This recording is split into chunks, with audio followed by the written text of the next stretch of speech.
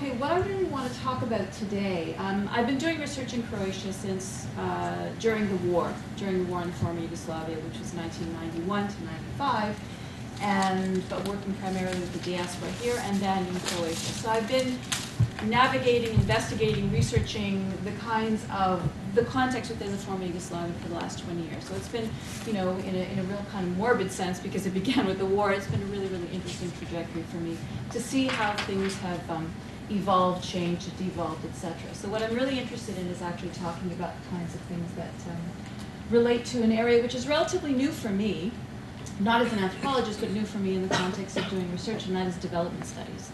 So although I know it and I can teach it to a certain degree, obviously, this is something which has really been quite interesting, particularly in following the developments that are going on in that part of the world. Okay, so what I want to draw your attention to today is there's a newfound enthusiasm in international development agencies, many documents of which I've read, and some of them are so boring, especially the World Bank ones, financial institutions, and increasingly governments for diaspora involvement in economic development. It's part of what's been referred to as the, and I'm going to be using scare quotes. I know it's really obnoxious to do that, but I'm going to do it just because some of the language is just really so interesting and sometimes rather ludicrous, so I'll be doing that. It's referred to as the migration development nexus, which has become a preoccupation for those who are interested in, for example, reversing trends such as brain drain, which became brain gain, and now brain circulation. A lot of these terminologies of brain seem to be just continue to evolve. I can't wait to hear what the next one's going to be. Also, what are touted to be the benefits of a nimble and flexible mobile workforce, which of course we have lots of critiques over because it usually means things that are tantamount to transnational slave labor. Return migration, and of the positive value of remittances as investment in development. And I think those of us who have worked on migration and migrant labor in particular are really familiar with the issue of remittances. But it's actually taken on some very interesting shape since I began taking a look at how it's being looked at contemporarily.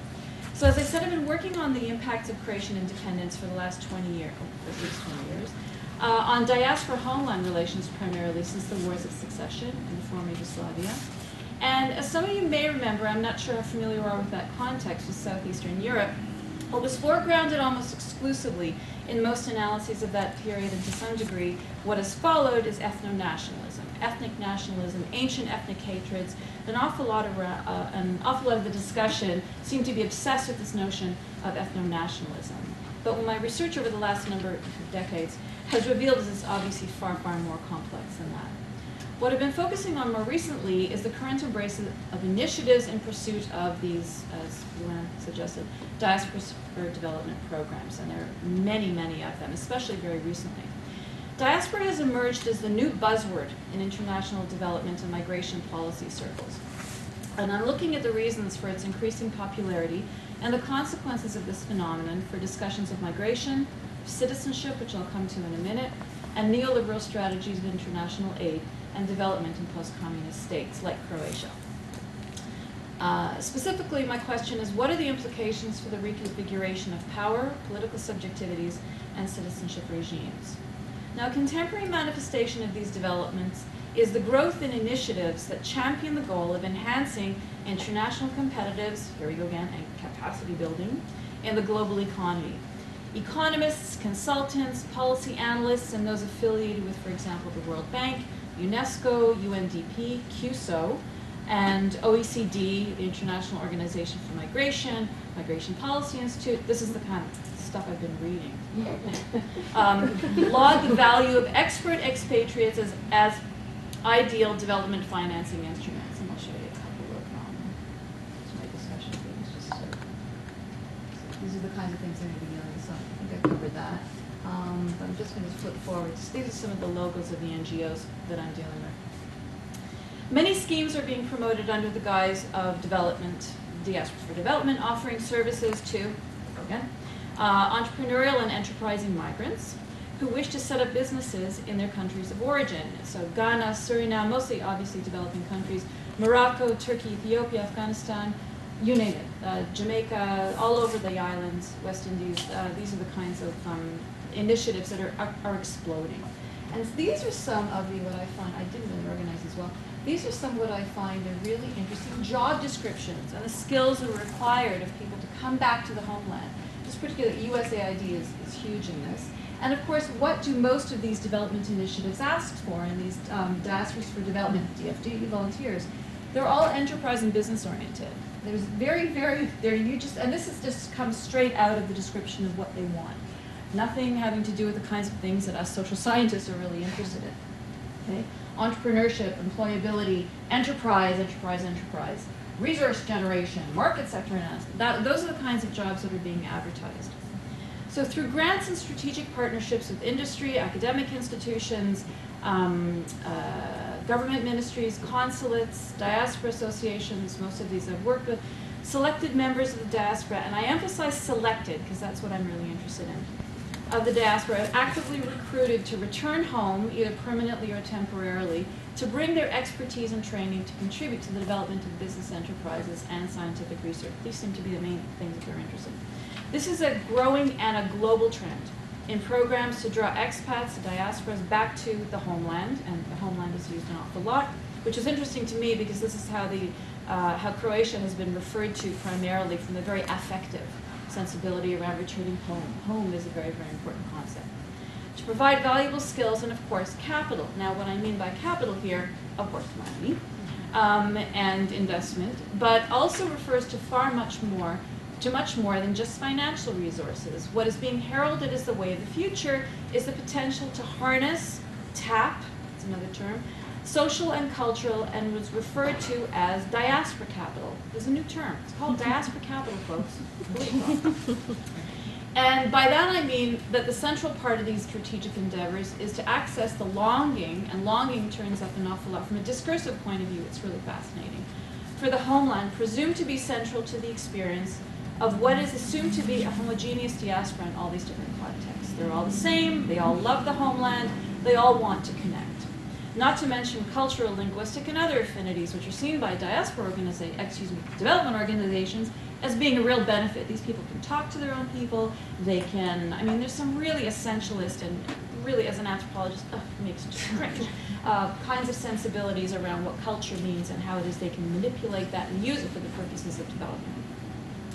What I found in Eastern Europe and elsewhere is that these are coupled also, and this is what's really important in my sense, well, for me, okay, it's coupled with an aggressive, non-territorial, yet highly exclusionary citizenship strategy. It's spilled over in a very, very strong and vibrant way, unfortunately, into citizenship legislation.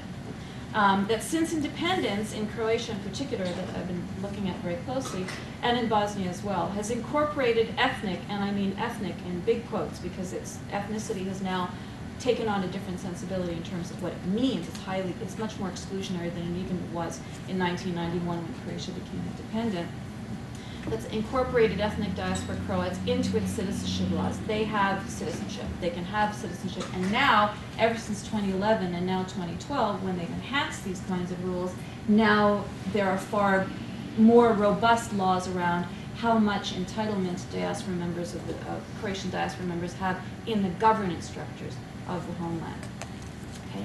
Now, it's interesting because there's a history to this, because the Croatian government, okay, it's only been around for 20 years, but they've always targeted in their term, loyal diaspora, the latter of which played a very important role in financing the Croatian economy through remittance flows, financing the homeland war between 1991 and 95, and lobbying for independence and putting an awful lot of pressure through diaspora organizations, through a tremendous amount of financing, also buying arms, you name it.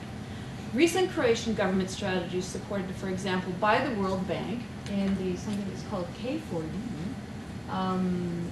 Knowledge for Development Strategies, and the European Union, Euraccess, there's a number of them, CUSO as well. It's interesting to see how CUSO has changed over the years, I'll tell you, that are more actively aimed at those diaspora Croats who are believed to have sufficient capital investment or highly valued professional expertise to contribute to Croatia's global competitiveness. They're also interested in bringing Western values, in big quotes, to develop, economic values, which I thought was a very interesting way of framing how it is they want to become competitive in the global economy. The shift from mainly political to economic priorities, which of course have political, entanglement, I understand that.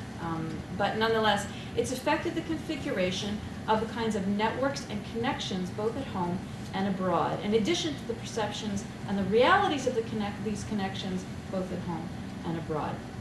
Now, the implications for post-war political subjectivities and reconfigurations of identity are numerous and really quite significant, and that's what I'm spending this year, sabbatical, doing. For example, the selective embrace of only those deemed qualified to participate in these new economic professional ventures excludes most of those who supported the homeland politically and economically for generations. These also exclude any and all who can't demonstrate their ethnic credentials, because there are particular kinds of tests now. There's a test in Germany as well for citizenship, but there are very particular kinds of tests, and they have 100 questions of which they select 10, and I have the list of them. And they're so esoteric, they're so ridiculous. I mean, and they also are historical revisionism in the way which I find incomprehensible. Well, I find it very comprehensible on my cynical side, but from the perspective of understanding Croatian history, they're taking history and basically remodeling it to actually reflect certain aspects of Croatian history that never happened. So that's really quite interesting, sort of taking the inventor Nikola Tesla, who really was a Serb, and saying, who was the inventor of electricity? Nikola Tesla. That's one of the questions for citizenship. So people who don't really know what the history is of this guy really are sort of helping to rebuild the sensibility of what Croatian nationalism really is. It's really quite fascinating. So what it means is that they're literally privileging some with particular skills and from particular backgrounds over others. And the implications for reinforcing and reproducing class divisions is clear. Because who are they asking for? Who do they want to come back to the country? They want people who are patriotic, who define themselves as Croatian, not Croatian Serbs, not Croatian Roma, not Croatian anything else, but Croatian Croatians. And there's a history of this in the last 20 years. And they're also, and this is something which has really been quite emphasized in a really troubling way over the last 10 years in particular since independence. And they're also asking a very particular kind of Croatian to come back. Someone who has an awful lot of education, someone who has resources, either financial resources or educational resources, to come to the homeland, okay, and to participate in their economic efflorescence.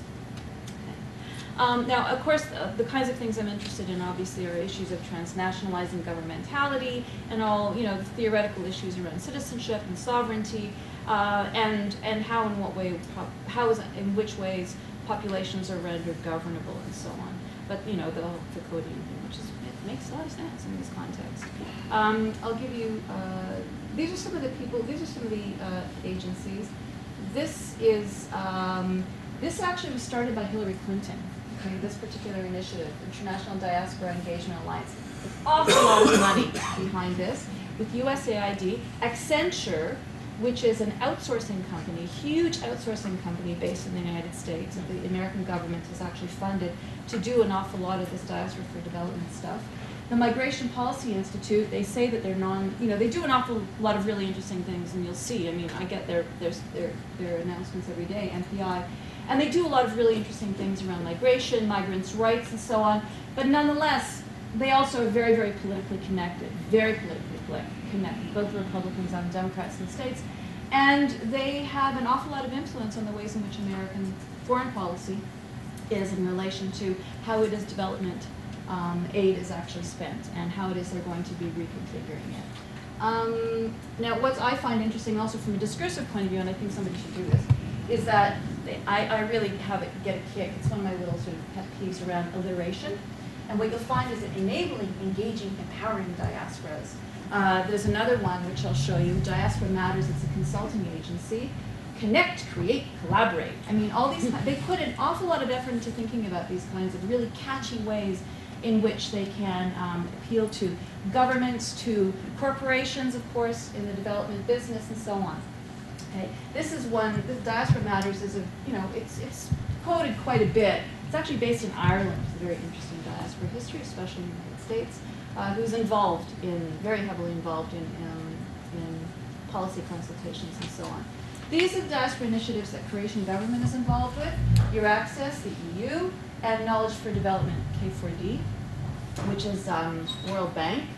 Examples of skills required. And these are some of the things that are actually being funded. And I've spent a lot of time talking to people both who are being targeted by this, the diaspora who's being targeted by this, people from Canada, people from Australia, people from Germany, where the largest Croatian communities are, and what's related to it, something called Newfeld Pro, which is also sort of trying to engage the diaspora to come home. But it's only particular kinds of people that they're interested in talking to, which really makes the people who were really busy during the war, you know, putting together medical aid and, you know, holding church basement benefits and benefits in their church basements for the war. Working class Croatians in Toronto and in Hamilton, who I worked with during the war, they feel like they're completely cut out.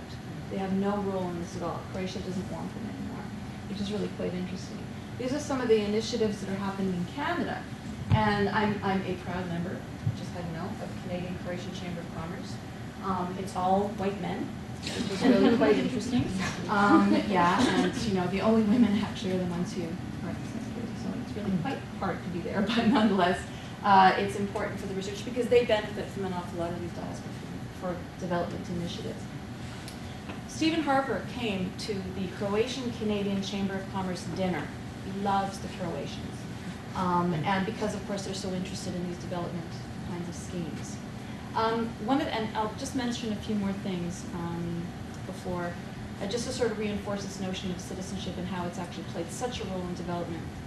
One of the things we obviously can really understand is that this is just makes a lot of sense in terms of neoliberal strategies and the retraction of the state from development. Here what you have is the states are both the Croatian state, which really doesn't have a tremendous number of resources, obviously, but you have large development, you know, the kinds of agencies that are funding this development, who are basically saying diasporas is a wonderful way to go. Because if you take a look, I'm sort of backtracking a little bit here, see that's why I can't go off the script.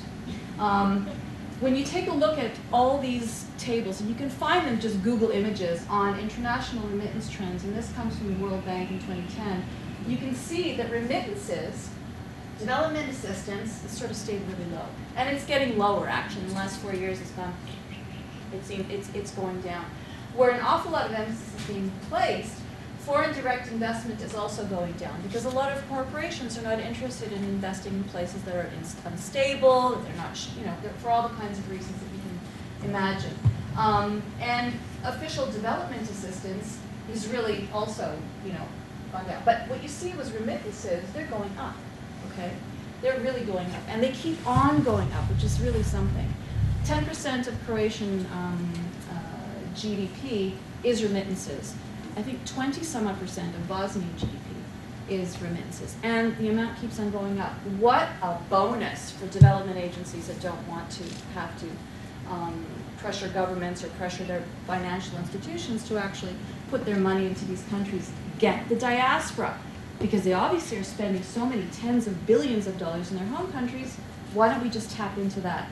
So the kinds of terminologies you see, and I say it's really interesting to take a look at the discourse analysis with the way tapping into, harnessing, all these kinds of terminologies are now used in all these publications, as I said, most of them very boring, but quite interesting discursively, in tapping into remittances, because this is the future for those who, for the, you know, I mean, take a look at the Canadian government and the amount of money that they have been cutting back in terms of international development aid. Remittances are the place to go. And that's why Harper showed up at this Croatian dinner that I didn't go to, fortunately. I was invited to go. Because, of course, these are the ways in which they see harnessing these kinds of diasporas to do the kind of work that their states and international NGOs are not willing to do, or don't have the resources to do. Sort of moving to the end, there are tons of these everywhere you go. These major banking organizations that are now, it's not just sort of going to the local place where you can send your remittances. I mean, you see a lot of those here, but it's really become enormous business now. So it's really quite something to see how diaspora banking has changed over the last 25 years. I'm just going to show you something here. And this is the new, it's interesting. I've made, I don't know how many efforts over the 2 months I was in Croatia in the fall to see these people, but they didn't want to see me because I think they know a little bit about me, plus the fact I'm a little annoying. But there's a new state office for Croats abroad in Croatia where they welcome the diaspora for investment and for all kinds of ways to encourage Croatian immigrants, as it says here, to invest. So I put this here and I translate it the best I can.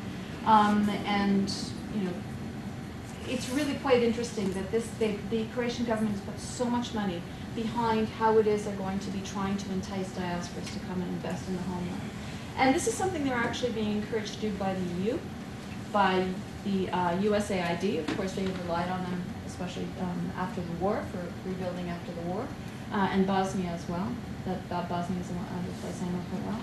And they're being pushed in this direction. And they're also following the lead, of course, of other governments who are coming out of post-war, post-communist kind of situation and saying, hey, diasporas are a bonus for us. We really should be paying, we really should be tapping into them. Okay. So what I want to, basically how I want to end off, and I know is that this new, it's long, there's an awful lot behind this, but a citizenship strategy that was developed, it reflects a firm commitment to a transnational, ethnically based body politic, which is an ingathering of an ever more exclusive group of ethnic compatriots, even more so than when they became a state in the context of the post-war efforts that they wanted to do to actually make Croatia, to some degree, ethnically homogeneous. It's far, far more Croat. There's 94% of all inhabitants of Croatia are Croatian, ethnic Croatians, however that's defined. So I just want to conclude and say, just as the fact of Croatian diaspora was invented in 1990, and it was created, it really was sort of invented, for the purposes of uniting a previously diverse group under one political banner during the wars of Yugoslav succession, so too have efforts to identify and to harness a distinctively unified, ethnically homogeneous, and prosperous diaspora motivated to invest in the new homeland. So it's critical to understand how and in what ways the Croatian state and others embarking on similar ventures refashion sovereignty to meet or embrace challenges driven by neoliberal policy and practice.